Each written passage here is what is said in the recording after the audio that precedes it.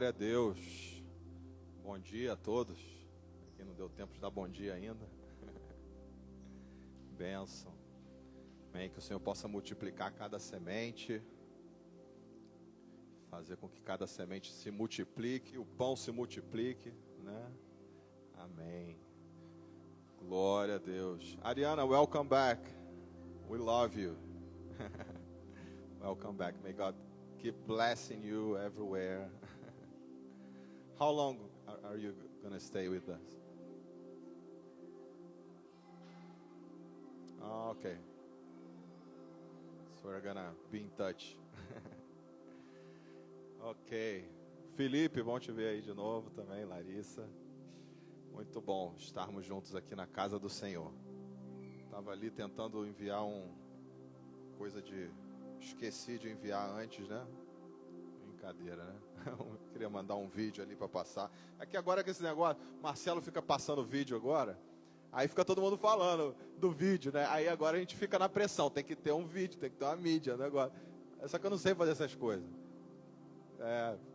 Fica complicando a gente, né? É igual o marido que leva flor todo dia para a esposa, né? Aí complica a gente que leva só uma vez por semana. Tô brincando, hein, gente? Amém. Vamos lá. Antes de começar aqui, eu queria... Bom, se eu pedir a Bíblia agora, vai complicar geral ali. Vamos lá, feche os seus olhos. Senhor, quero te agradecer mais uma vez por esse momento, por esse tempo de comunhão, por esse tempo da gente estar aqui falando das coisas do alto, Senhor. Fala o nosso coração, Pai, se move no nosso coração, encha-nos de Ti, Pai, e que a Tua palavra possa fluir em nós, através de nós, falar com cada um, Pai, em nome de Jesus, Senhor. Amém. Bom, o tema que eu botei hoje aqui é o poder da presença de Deus, né? E se eles não conseguirem botar ali, não esquenta não, você abre no seu device aí. Eu queria ler primeiro aí, 1 Crônicas 16:1, para a gente começar. 1 Crônicas. O livro se chama Crônicas porque exatamente são crônicas dos reis que viveram naquela época, né? Todo mundo aí?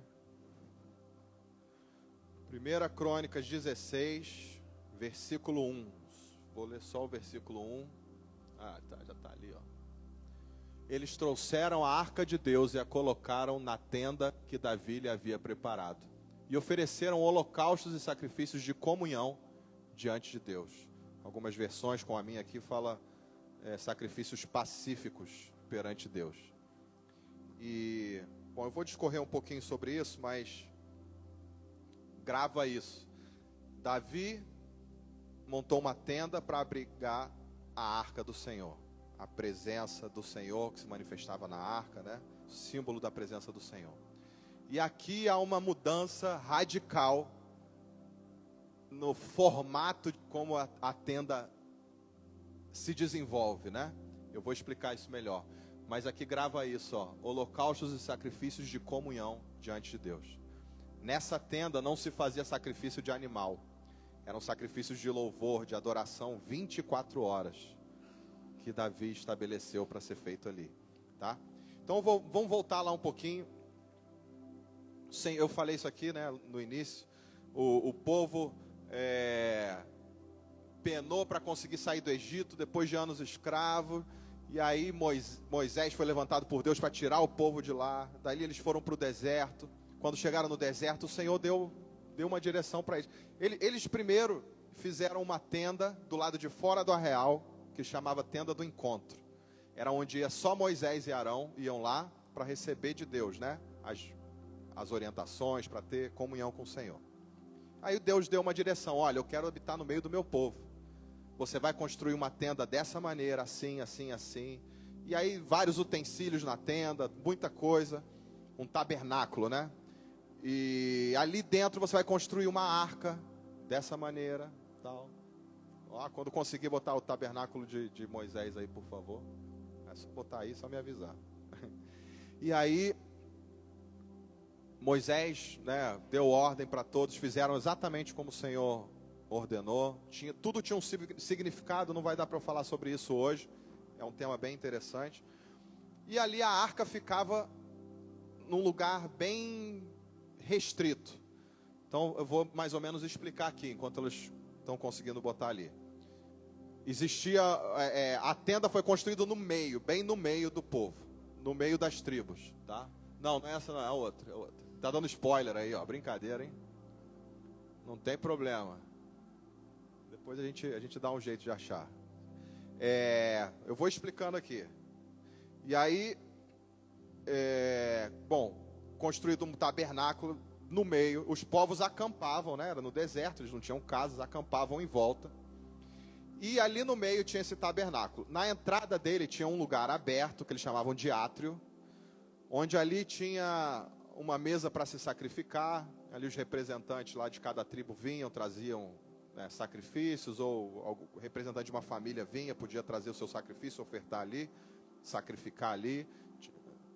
Ó, essa aí mesmo. Dá para apagar a luz aí, por favor? Só para vocês terem uma noção, tá? Mais ou menos. Isso aí, ó. Então você está vendo o povo em volta, tá, do tabernáculo.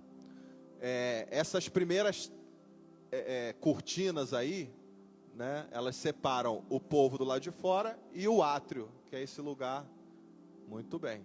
Esse lugar ali, onde você vai ver tem um sacerdote ali, tem uma bacia ali de bronze ali onde lavavam as mãos, e a outra bacia também, e a outra onde eles sacrificavam, tá? Pouca gente entrava ali, não eram todos, né? Não cabia o povo inteiro ali, então eram representantes de famílias ou de clãs, né, que iam ali sacrificar. Aí a gente tem aquela tenda lá dentro, que assim, eu tinha separado um vídeo, mas eu acho que o vídeo então não vai conseguir entrar, porque nem saiu do meu celular aqui a mensagem.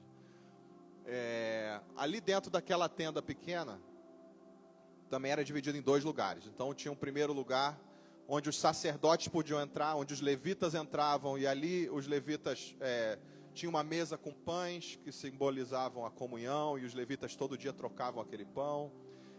Tinha um incensário, onde eles acendiam incenso, né, assim, simbolizando a oferta deles, né, assim, o coração deles diante do Senhor.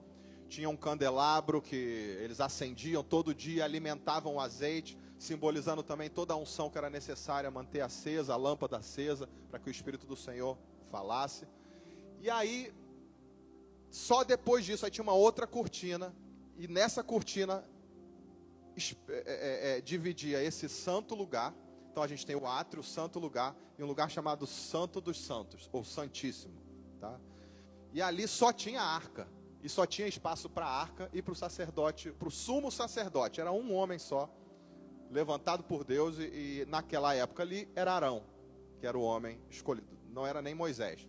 Moisés era outra história, depois a gente fala isso. Moisés, Deus falava face a face, Deus chamava no monte e falava com ele, né? Mas tinha um sacerdote, e aí o sacerdote ia, e o sacerdote tinha que estar todo preparado. Ele não podia estar em pecado, ele não podia estar impuro, ele tinha que passar por todo esse processo lá de fora, de se consagrar, de se limpar, de oferecer sacrifício, para poder entrar lá dentro uma vez por ano, e ali uma vez por ano oferecer um sacrifício por todo o povo, para limpar o povo, né? Para que o povo fosse justificado dos seus pecados. Se aquele sacerdote tivesse com a vida errada, se tivesse algo errado com eles, eles eram fulminados ali mesmo, na presença do Senhor. A presença do Senhor se manifestava naquele lugar diariamente, tá? Então assim, embora ninguém entrasse lá, a presença do Senhor se manifestava. A Bíblia não explica exatamente como isso acontecia, mas de algumas maneiras a gente vê em alguns versículos, né, fumaças saíam lá de dentro, o Senhor se manifestava ali, a presença do Senhor estava ali. E isso era muito importante. Só que quem tinha acesso, só o sumo sacerdote, uma vez por ano. Beleza. E aí o tempo foi passando, o povo foi crescendo, até que o povo chegou na terra onde eles tinham que chegar, né? Canaã. E ali os povos foram se distribuindo. A tenda, o tabernáculo foi para Gibeon. Estabeleceram um lugar fixo onde a tenda ficava, onde o tabernáculo de Moisés ficava. Falo tabernáculo de Moisés porque foi Moisés, na época de Moisés que, né, que construiu praticamente. Então ali, né, aí esse modelo aí acabou, porque eles não viviam mais ali em volta do tabernáculo. Aí pode tirar aí, por favor. E aí eles tinham, né, cada um conquistando sua terra, cada tribo conquistando sua terra. E em Gibeon ficava o tabernáculo do Senhor. Mas o sistema continuava o mesmo, tá? Uma vez por ano, sacerdote, blá, blá.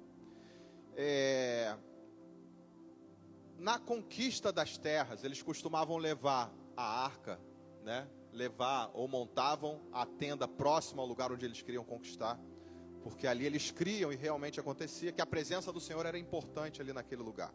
Então eles iam, montavam primeiro a arca, tal, e a partir dali iam para a guerra, venciam as guerras, tomavam posse. Isso foi acontecendo. O povo foi se corrompendo, como a gente sabe, né? E aí lá para frente, já passaram-se alguns anos, já na época do sacerdote Eli e Samuel que cresceu ali com o sacerdote Eli. Samuel ainda jovem, Eli era o sacerdote, e Israel foi para a guerra com os filisteus.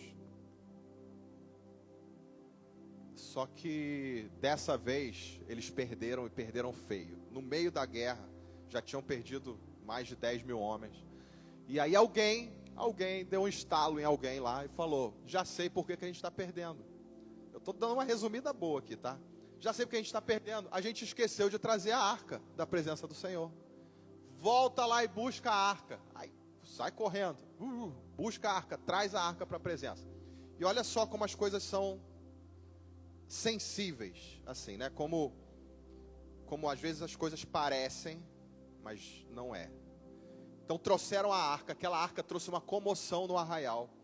O povo filisteu já tinha quase desistido de saquear o povo de Israel, porque eles já estavam contentes em terem derrotado aqueles 10 mil homens, já tinham roubado algumas coisas, já tinham ido embora. E quando eles estavam indo embora, a arca estava chegando no arraial e houve uma comoção geral. Todo mundo tremendo. Diz que a terra tremeu e os filisteus pararam onde eles estavam. E falaram: o que está acontecendo naquele lugar? O chão está tremendo, né? Está tudo shaking, né? Está tudo se agitando. E alguém falou: olha, parece que eles trouxeram a arca da presença para o arraial. Os filisteus ficaram morrendo de medo. Falaram: nossa, essa é aquela arca, que é a arca daquele Deus que... E aí eles lembraram lá de Moisés, das pragas do Egito, que destruiu o Egito, que lançou praga sobre todo mundo. E eles ficaram morrendo de medo. Porém, alguém também lá teve uma brilhante ideia: vamos roubar a arca. Porque se a gente tira a arca deles, acaba com o poder deles. E não é que eles estavam mais ou menos certo? Então eles foram lá roubar a arca. E por que eu falei que as coisas parecem, mas não é? Houve uma comoção naquele ambiente, naquele arraial, quando a arca chegou. E ali você poderia falar: poxa, agora a presença do Senhor chegou, e eles não vão perder essa guerra de jeito nenhum. Não vão perder mais nada, porque a presença estava aqui. Só que algo começa a acontecer quando a gente começa a levar as coisas de uma maneira religiosa, vamos dizer assim, né? Eles usaram a arca como um amuleto, né? E não como a presença de Deus. Porque se eles quisessem a presença de Deus, eles tinham consultado ao Senhor primeiro: Senhor, a gente deve ir para essa guerra? Senhor, o Senhor nos enviou, o Senhor entregou os filisteus nas nossas mãos? Eles não fizeram nada disso. No meio da guerra lembraram da arca: traz a arca. E tudo parecia que eles iam ganhar naquele momento. Mas aí os filisteus vieram e roubaram a arca, levaram a arca embora e mataram mais 30 mil homens. E aí a gente vê como a gente começa a ver o poder da arca aí. Até então a gente falava: mas a arca não produziu nada. A presença do Senhor aí, né, assim, só causou um rebuliço naquele lugar. Os filisteus levaram a arca. Eu quero ler aqui. Vamos ler aqui, ó, deixa eu ver.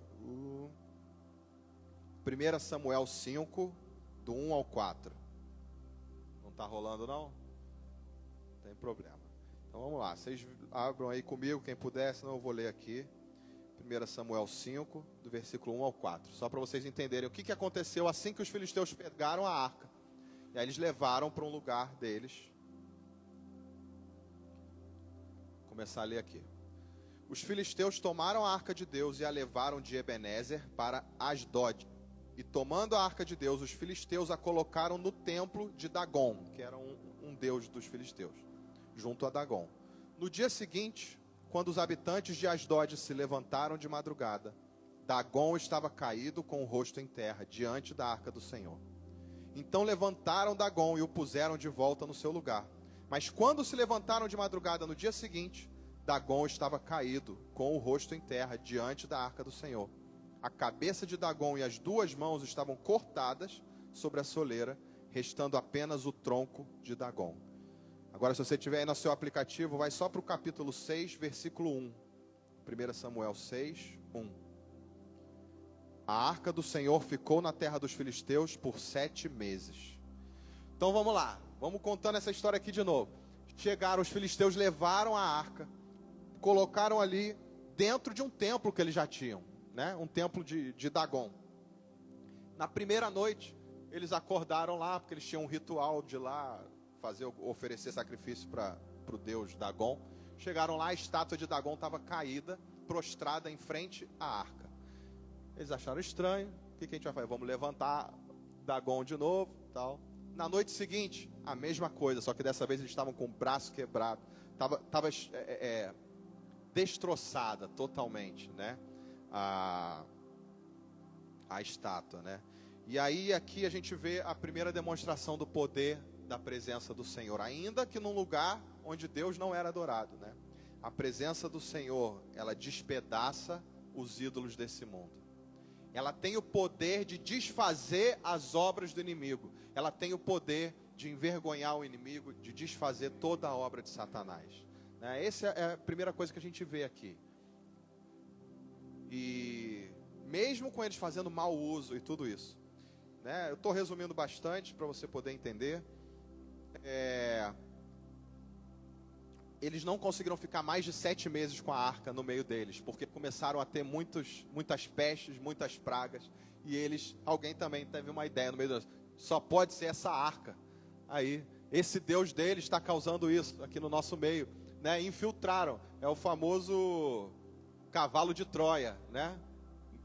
Levaram um presente para casa, só que ele estava infiltrado do inimigo, era exatamente isso, a presença de Deus era inimiga dos filisteus. E começou a acontecer isso, praga para tudo que é lado. Ele falou, vamos entregar essa arca aí, vamos devolver. Onde tem o primeiro povoado dos hebreus aqui? Aí acharam um povoado lá, em Bet-Semes, onde tinha um monte de levita. Beleza, levaram para lá. Chegando lá, o pessoal de Bet-Semes, os levitas inclusive, já não estavam mais praticando como deveriam praticar as leis do Senhor. Faziam tudo de qualquer jeito. Já estava cada um andando pelo seu próprio caminho. E de repente eles receberam a arca. Falaram, agora tudo vai virar na nossa vida. Agora a gente vai ficar rico. Agora a gente vai prosperar. E aí eles, de curiosos, foram lá abrir para ver o que tinha na arca. Para ver se realmente dentro da arca tinha aquilo que falava, né? Era a vara de Arão, as leis, o maná. E quando eles abriram, né, diz aqui, que... Deixa eu ver quantos homens eu anotei aqui. 70 homens foram abrir a arca e todos morreram instantaneamente. Levitas, hein? Pessoas que teoricamente tinham acesso. Eles tinham acesso pela lei, mas o coração deles não tinha mais acesso. O Senhor não tinha mais acesso ao coração deles. E esse era o problema. E ali, eu estou contando toda essa história por quê? Para você ver como o Senhor começou a mostrar na história que o que Ele queria desde lá do início, né? Não era simplesmente um sacrifício, um ritual. Ele queria o coração do homem, né? Nada daquilo teria poder se não fosse a presença do Senhor em nós, né? Carregada por nós. Beleza. Então ali, depois dali eles levaram para outro lugar. Ele ficou um tempo ali na casa de Abinadab também. Enfim, foi levado para lá. E aí eu quero ler um outro pedaço aqui. Aí a gente está andando já um pouquinho para frente, não muito. Aí o rei Davi resolveu pegar a arca e falou, olha, assim que ele foi ungido rei, assim que ele tomou posse como rei, ele lembrou da arca. Ele falou, olha, vamos trazer a arca. Só quero lembrar vocês o seguinte, em Gibeão ainda tinha o tabernáculo de Moisés, tá? Davi mandou buscar a arca para levar para a casa dele, em princípio. Falou assim, ó, vai buscar lá, traz aqui para minha casa, né? Vai ter que estar na minha casa. E aí vamos ler aqui, ó, se eu puder, 2 Samuel 6, de 1 a 7. Vou ler aqui.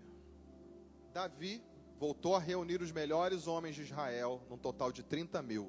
Depois partiu para Baalá de Judá, com todos os que estavam com ele, para trazerem dali a arca de Deus, sobre a qual se invoca o nome do Senhor dos Exércitos, entronizado sobre os querubins. Puseram a arca de Deus em um carro novo e a levaram na casa de Abinadab, que estava sobre a colina. Uzá e Aiô, filhos de Abinadab, conduziram o carro novo. E eles foram, levando-o com a arca de Deus, desde a casa de Abinadab, que ficava na colina. Aiô caminhava adiante da arca. Davi e toda a casa de Israel se alegravam perante o Senhor, com todo tipo de instrumento de pinho, como harpas, saltério, tamborins, pandeiros, símbolos. Quando chegaram à eira de Nacon, Uzá estendeu a mão e segurou a arca de Deus, pois os bois haviam tropeçado. Então a ira do Senhor se acendeu contra Uzá, e Deus o feriu por seu erro, e Uzá morreu ali junto à arca de Deus. Vou tentar explicar isso aqui, é meio confuso. Davi mandou buscar.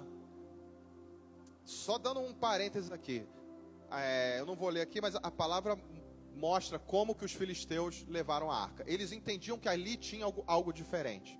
Então eles mandaram construir uma carroça, que tinha que ser um boi que nunca tinha levado nenhum peso na vida, com instrumentos novos. Construíram, os filisteus fizeram isso, construíram. Então pegaram esses bois que nunca tinham carregado nada, fizeram uma carroça nova e botaram a arca para ser carregada ali. E aqui Davi usou a mesma estratégia. Ele chegou e falou, vamos fazer a mesma coisa que os filisteus fizeram.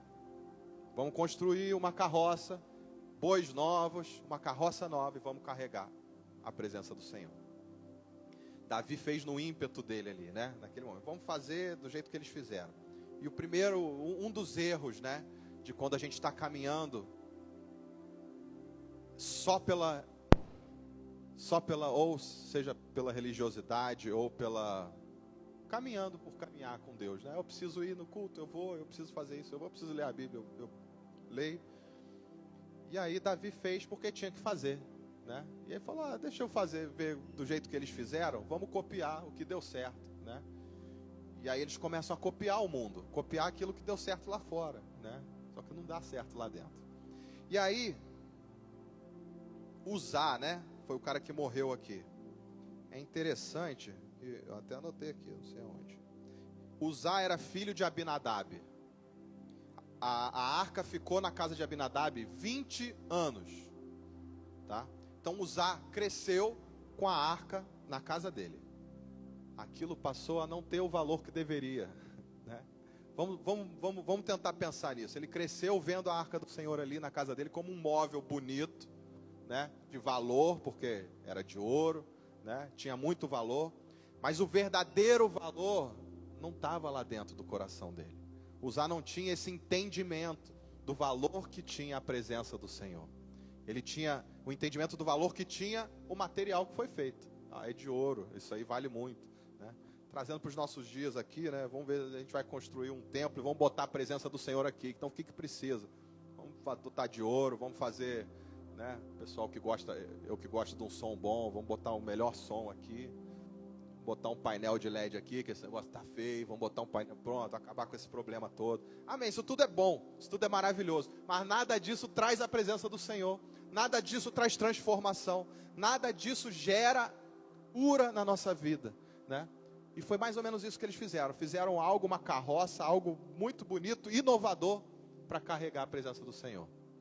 E Uzá estava ali, os bois tropeçaram, e Uzá se preocupou com o quê? Não vou deixar quebrar a arca, né? Não vou deixar quebrar o ouro. Depois vai me dar trabalho para lustrar esse ouro de novo, né? Então deixa eu ir lá, deixa eu botar a mão lá, né? E às vezes a gente se preocupa tanto, né, em preservar coisas naturais e esquece de preservar aquilo que o Senhor gerou em nós, que é a própria presença dele. né? E isso a gente não cultiva tendo dentro de casa uma Bíblia aberta, né? Ou ouvindo mensagens. Isso a gente constrói tendo relacionamento com o Senhor. Se a gente não tiver um relacionamento com o Senhor, a gente não tem como compreender a grandeza, a profundidade, né, do que o Senhor tem, do que Ele é. E ali, só que Davi, ele conhecia isso, mas ele acabou fazendo no ímpeto dele, daquela maneira ali. Então, a gente vê aqui, né, outra consequência da religiosidade, da indiferença com a presença de Deus, é a morte. Foi a morte de Uzá. E a gente começa a ver isso nos nossos dias também, na vida de muitos irmãos que começam a levar, assim, uma coisa tão religiosa e tão, é assim, não é assim, pode isso, não pode aquilo, e se pegam tanto a isso, o que pode, o que não pode, o que deve, o que não deve, que esquece de buscar o Senhor e falar: Senhor, eu devo fazer isso? Senhor, o que o Senhor acha? Né? O Senhor se agrada? Acho que eu devo me mudar para lá, me mudar para cá? Devo abrir essa empresa, devo fechar essa? Devo contratar esse ou demitir aquele?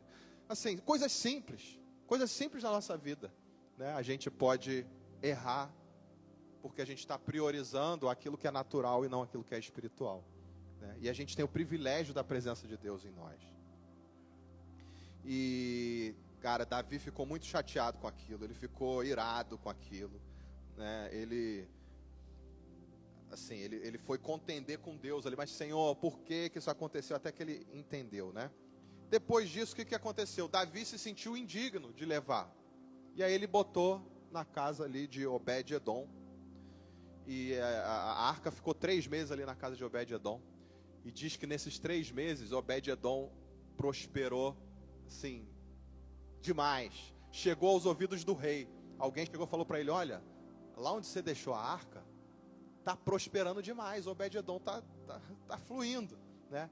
Provavelmente Obed-Edom ali entendia o significado da presença do Senhor e tratava a presença do Senhor não como um amuleto, não como um objeto bonito, importante e caro, mas como a presença do Senhor. Não fala em que local ele guardou, se foi na melhor parte da sala, se foi no curral, se foi no quintal, não fala, mas pelo que diz, o coração dele tinha a intenção correta de honrar o Senhor, a presença do Senhor da maneira correta, né? E isso é o que a gente tem que gravar. E aí Davi foi lá, mandou pegar, né? Falou: vamos buscar essa arca, está na hora de trazer. No meio desse processo, ele mandou construir um lugar. Ele falou: agora vamos trazer a arca da maneira correta. E qual era a maneira correta? Vamos lá. Vamos ler aqui.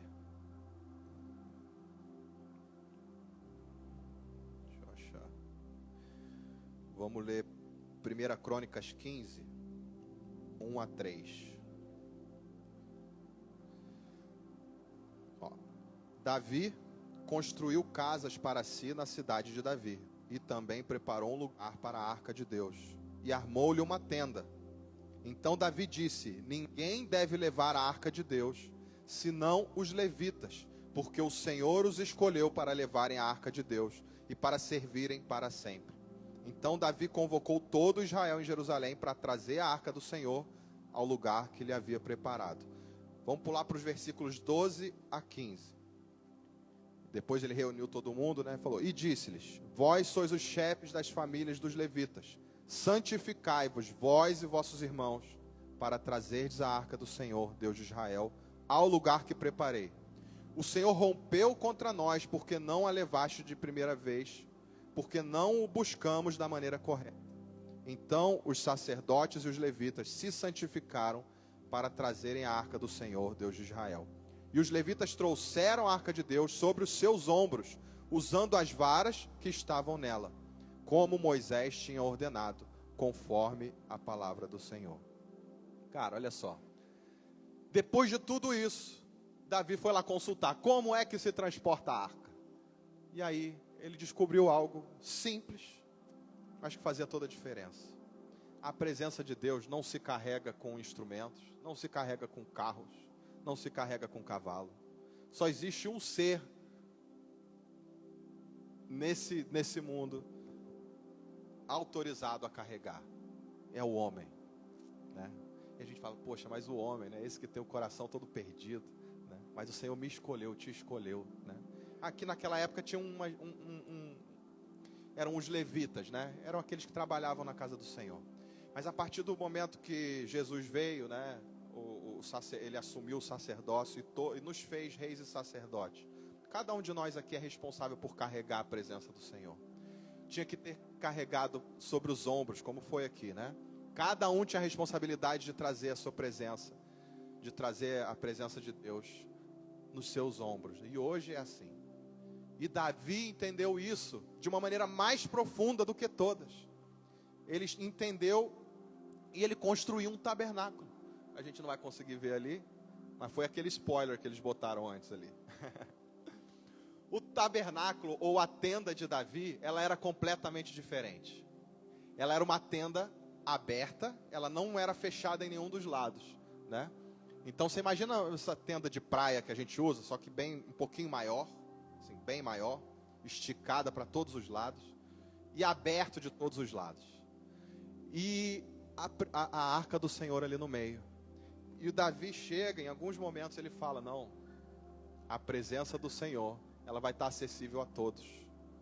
E ela ficava ali no meio, e ele instituiu, né, eu falei, ele tirou ali os sacrifícios de bezerros e de coisas que tinham ali, não aboliu a lei, porque ele não tinha poder sobre isso, mas ele já estava anunciando o que iria acontecer. Então, vamos lá, coexistiam ao mesmo tempo o tabernáculo de Moisés, em Gibeon, onde o povo ia fazer sacrifício, né, muitos iam fazer, e ao mesmo tempo tinha a arca, o tabernáculo ou a tenda de Davi, onde só tinha a arca do Senhor, na cidade de Davi, no Monte Sião.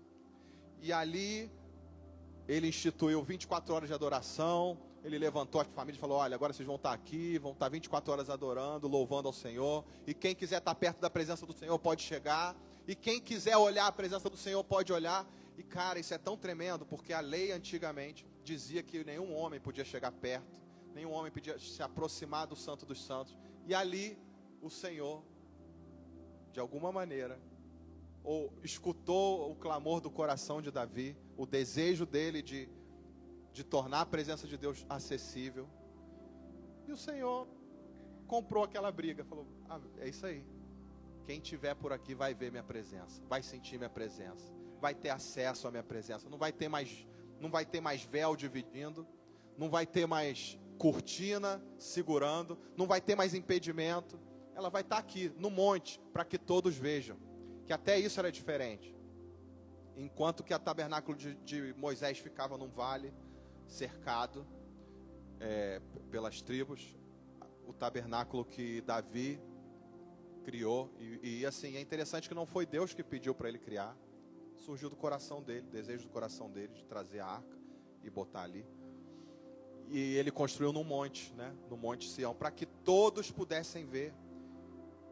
E você imagina a presença do Senhor se manifestando ali, e todos ali, ó, com acesso, né? Da onde você estava ali perto daquela cidade, você podia olhar para lá e ver a presença do Senhor, e podia ter acesso, e podia conhecer a Deus, né? E Davi, não é à toa que ele, né, assim, Jesus vem da linhagem de Davi. Deus fala que Davi permaneceria para sempre, né, a sua linhagem real. Mas ali tem uma grande mudança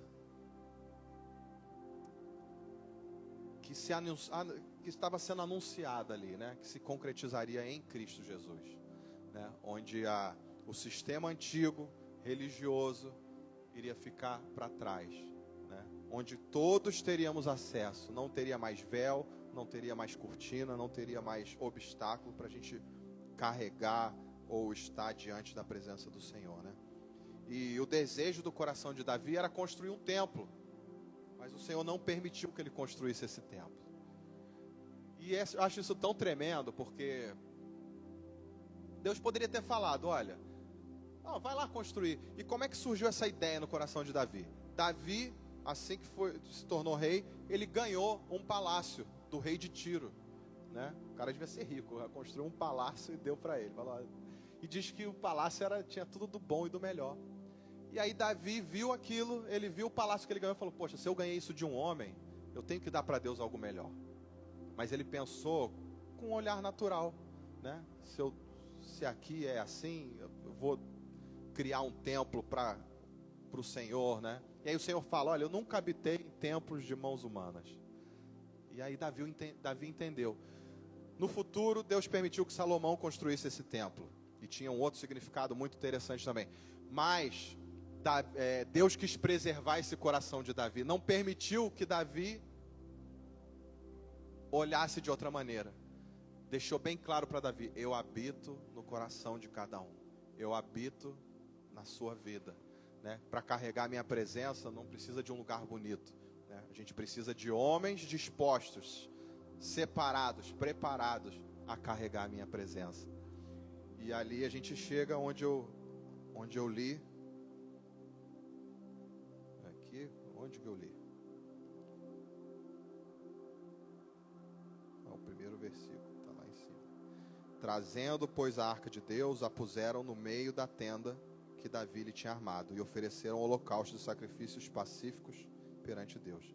E a partir dali eles começaram a oferecer sacrifícios de louvor, e nunca mais, ali naquele lugar, sacrifícios ou oferta, não tinha nem lugar para você fazer um sacrifício de animal, né? Agora, o que é interessante disso? Lá para frente a gente vê Amós, um profeta do Senhor, profetizando sobre o final dos tempos, profetizando sobre os últimos dias, falando sobre o Senhor Jesus e sobre o final dos tempos. Se você quiser abrir comigo, está lá em Amós 9, versículo 11. É um dos últimos profetas aí do Antigo Testamento. E ele diz assim: naquele dia, ou naqueles dias, ou nos últimos dias, levantarei o tabernáculo de Davi, que está caído. Repararei as suas brechas, levantarei as suas ruínas, e as reedificarei como nos dias antigos. E isso também é muito poderoso, porque quando o Senhor olha para frente e fala o que Ele vai fazer, Ele fala, eu vou restaurar o tabernáculo de Davi, que foi caído. Então olha só, existia o tabernáculo de Moisés, que foi Deus que mandou fazer de uma maneira perfeita. Aí teve a tenda de Davi, o tabernáculo de Davi, simples, só a tenda e a presença acessível a todo mundo. E teve o templo de Salomão depois, suntuoso, o maior templo de toda a história. Esse templo foi destruído, depois reconstruído. Outros templos vieram. Mas o Senhor fala que nos últimos dias, o que Ele iria restaurar, o que Ele iria reparar, consertar e levantar, seria o tabernáculo de Davi. Aquele que carrega a presença do Senhor. Aquele que torna a presença do Senhor acessível a todos. E essa é a minha função, essa é a sua função hoje. Não só carregar a presença do Senhor, mas tornar ela acessível a quem caminha com cada um de nós. Né? Tornar a presença do Senhor palpável, né? Tipo, próxima. Ela não é algo distante, que está lá, eu preciso atravessar 3 fronteiras, a nado, né, para chegar. Não. A presença do Senhor, ela está aqui, quando a gente invoca o nome do Senhor, quando a gente carrega, quando a gente é testemunha, quando a gente é discípulo, quando a gente se preocupa com o outro, quando a gente oferta na vida do outro, quando a gente se preocupa com a necessidade do irmão, a gente está sendo condutor dessa glória, né? E esse tabernáculo, né, profético, ele era um modelo do que Deus iria fazer, né, através de Jesus também. E para encerrar aqui, eu quero ler Ageu 2:9, e eu vou resumir também esse pedaço aqui. Fala assim, ó, a glória deste novo templo será maior do que a do antigo, diz o Senhor dos Exércitos, e neste lugar estabelecerei a paz, declara o Senhor dos Exércitos.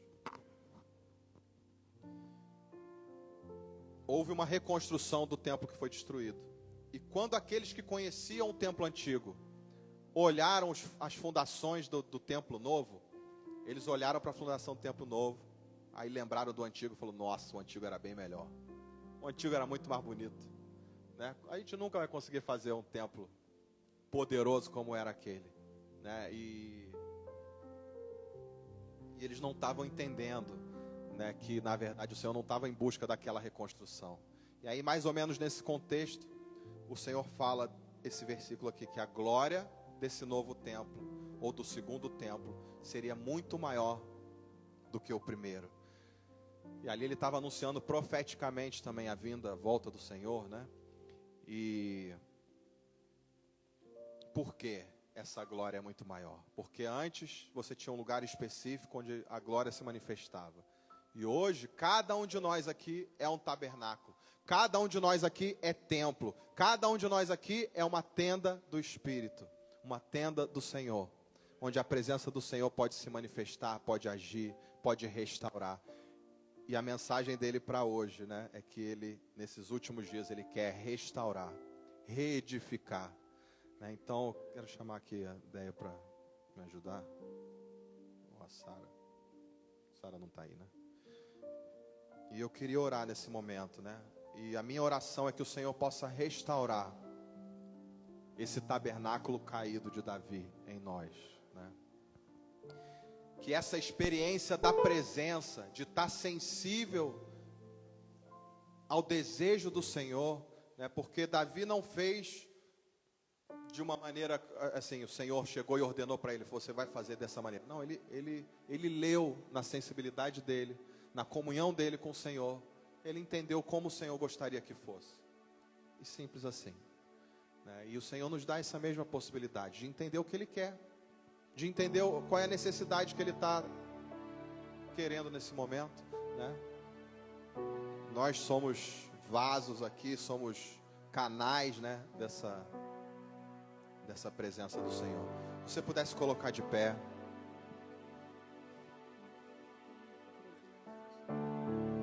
E eu quero orar por você nesse momento. Quero orar com você.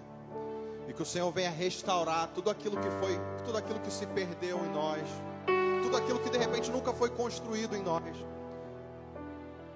Que Ele possa fazer cair por terra todo o conceito antigo, todo tabernáculo antigo, toda religiosidade que nós muitas vezes a gente carregamos, muitas vezes nós carregamos religiosidade. E que o Senhor possa nos livrar de cada uma delas. Senhor, quero te apresentar aqui, Senhor, a vida de cada um, Pai, a vida de cada irmão, Senhor, a minha vida, Pai, diante de Ti. E queremos, Senhor, viver isso aqui que Davi experimentou, Senhor. Essa sensibilidade, Senhor, de fazer cumprir a Tua vontade, Pai, de carregar a Tua presença nos ombros, Senhor. Oh, Pai, de não querer criar, Senhor, artifícios para levar a Tua presença, Senhor. Não querer criar, Senhor, nada para expor a Sua presença que seja natural, Senhor. Que a nossa própria vida seja a exposição da Tua presença, Senhor. Do Teu amor, da Tua misericórdia, Pai. Em nome de Jesus, Senhor, restaura em nós, Pai. Renova em nós, Senhor.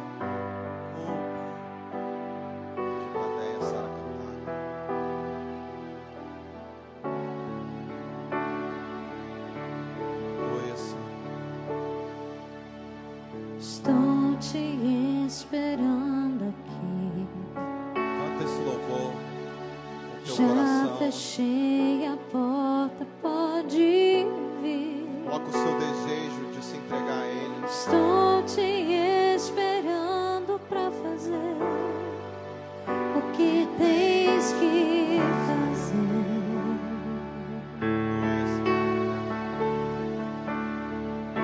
Meu coração aberto já está.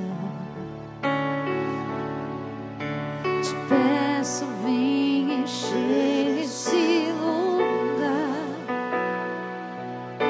Te entrego tudo que eu tenho e sou, também quem eu não sou.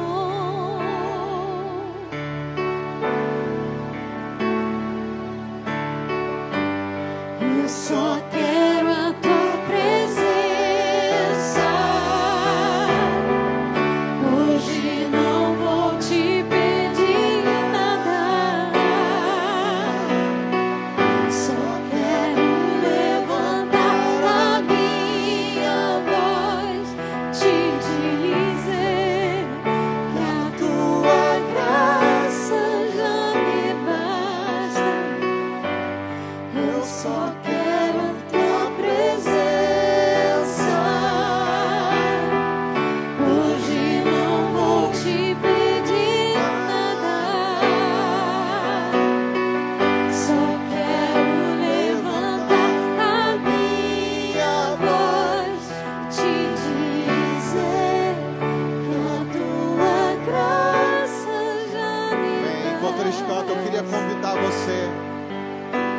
você quer viver uma nova experiência com o Senhor, se você quer ver restaurado a sua comunhão com o Senhor de uma maneira poderosa, vem aqui na frente, eu quero orar. A gente vai orar junto, para que o Senhor possa proporcionar esse novo relacionamento, sem religiosidade, sem medo. Você pode vir, se você quer ter esse relacionamento com o Senhor de uma maneira mais profunda, se você quer conhecer a presença do Senhor, o poder, o amor e a misericórdia do Senhor de uma maneira profunda. Se você um dia já experimentou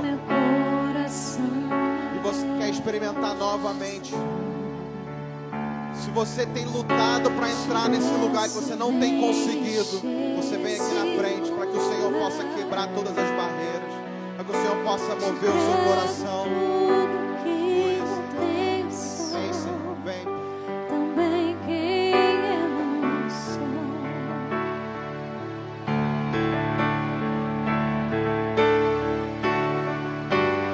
Eu só quero a tua presença. Hoje não vou te pedir nada. Só quero levantar a minha voz pra te dizer que a tua graça já me basta. Eu só quero a tua presença. Hoje não vou te pedir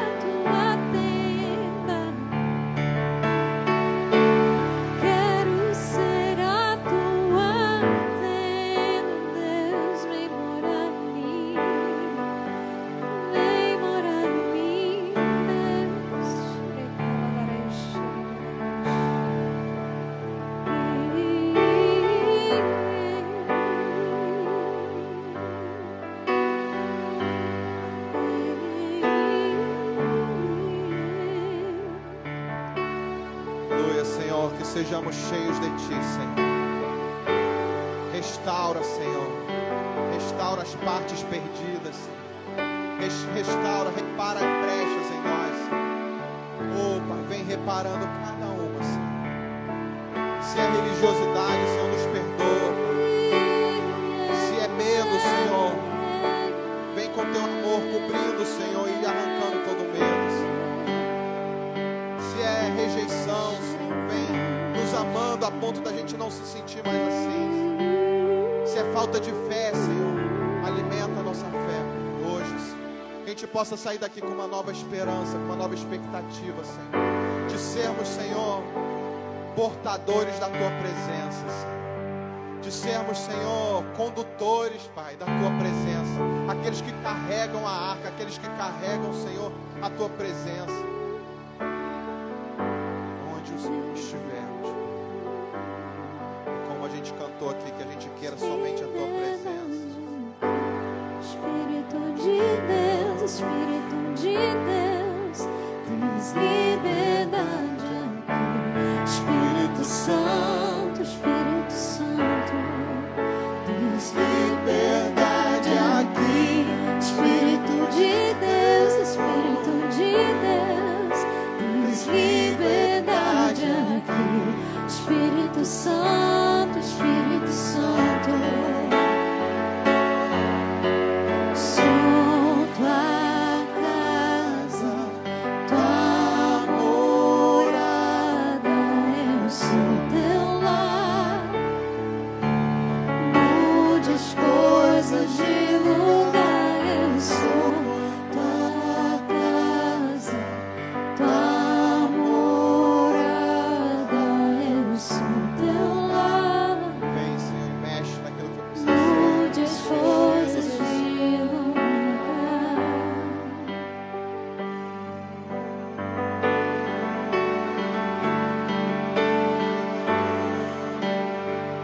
Teu perdão é completo, Teu perdão é completo. Ele sara minha alma, Ele sara minha alma. Recebe o amor, o perdão do Senhor. Teu perdão é completo, Ele é completo, Ele sara, Ele cura. Teu perdão é completo. Ele sara minha alma, Ele sara minha alma.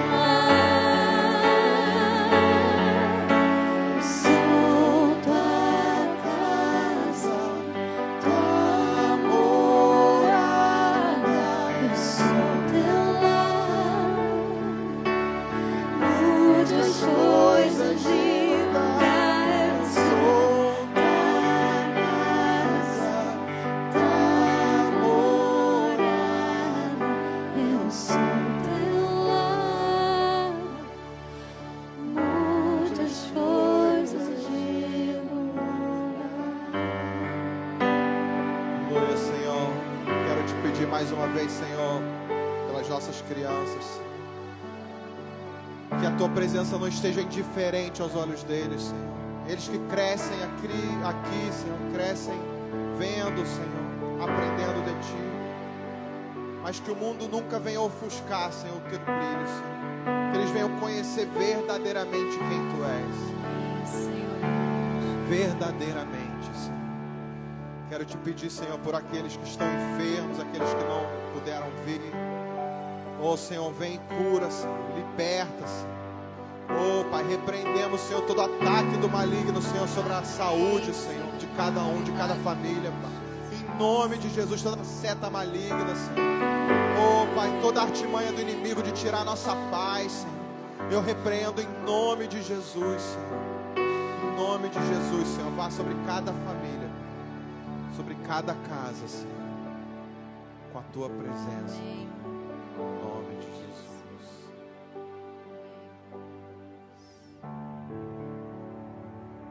Glória a Deus. Deus é bom. Tem uns avisos, né? Amém. Então você pode se sentar aí. É rápido, é rápido. A gente já vai comer, aleluia. Ontem soube que as mulheres aí fizeram a... Gente, foi muito bom. Os homens perderam, né, gente? Que foi muito divertido. Próxima vez, quem sabe, a gente inclui. Eita, não. Isso é engraçado.